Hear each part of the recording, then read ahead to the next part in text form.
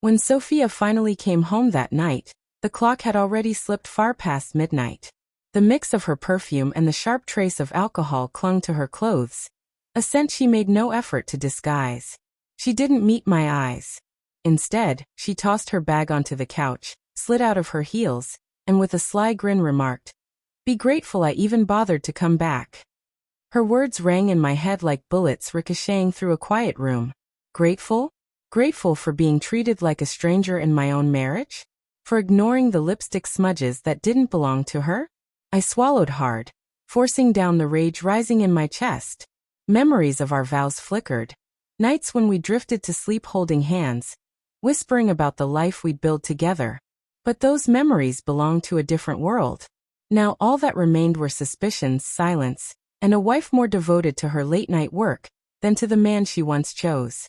Sophia sauntered into the kitchen, poured herself water, and carried on as though nothing was amiss. She didn't ask how my day had been.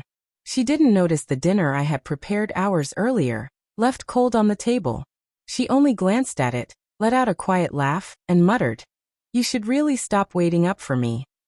My hands clenched beneath the table, trying to contain the fury. Every late arrival, every careless dismissal, every hollow excuse had piled up like bricks, stacking a wall between us. And now she dared to mock me for caring. Her phone buzzed against the counter, the name flashing across the screen, Michael. She snatched it up instantly, too fast, her smugness faltering for just a moment before she slipped away. That was it. The point where patience snapped. I rose to my feet, my voice calm but colder than ice. "Why should I be grateful, Sophia? You don't live here anymore." She froze mid-step, turning back slowly, her brows pulling together as though she hadn't heard me clearly. But I meant it. This wasn't just another argument. This was the moment I stopped pretending. Her jaw tightened, though she forced a laugh, the kind people give when they're cornered. "What's that supposed to mean, David?" she asked, tilting her head as if I were the unreasonable one. I didn't blink. "It means this house isn't your home anymore. You treat it like a hotel. Come and go whenever you please. No respect, no love. I'm done."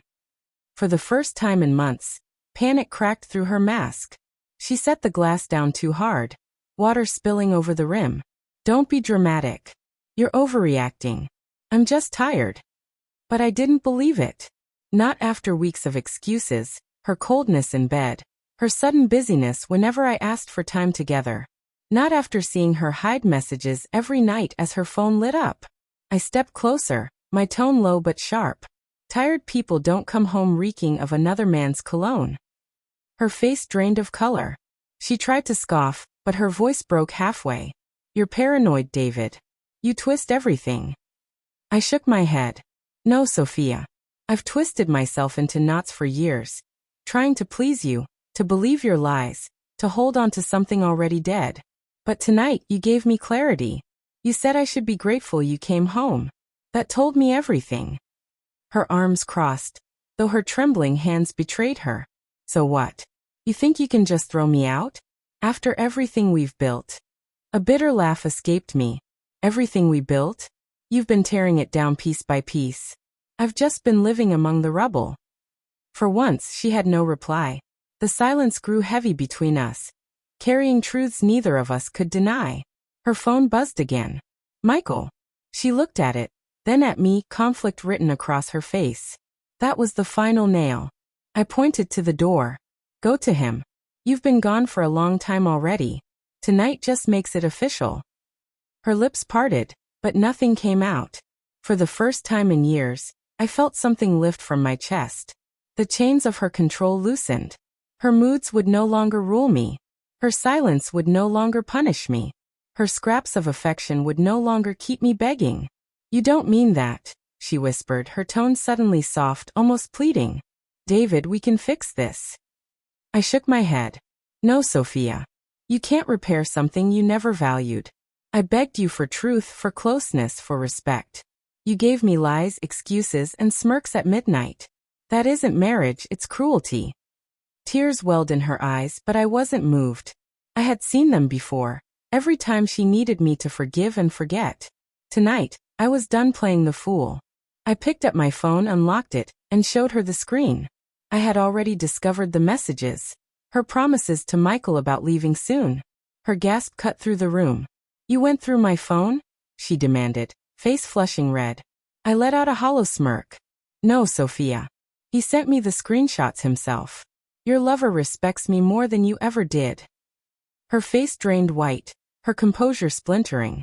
For once she held no power. I drew in a long breath. Years of bitterness unraveling inside me. "You were right. I should be grateful tonight. Grateful because your arrogance finally woke me up. This house, this life, it's mine again. You don't belong here anymore." Sophia stood rooted, the weight of her betrayal shackling her in place.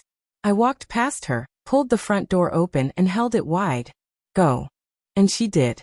Without excuses. Without another word. When the door shut behind her, the silence felt different. Not heavy. Not suffocating. It felt clean. Liberating. For the first time in years, I could breathe again. I hadn't lost a wife that night. I had finally reclaimed myself.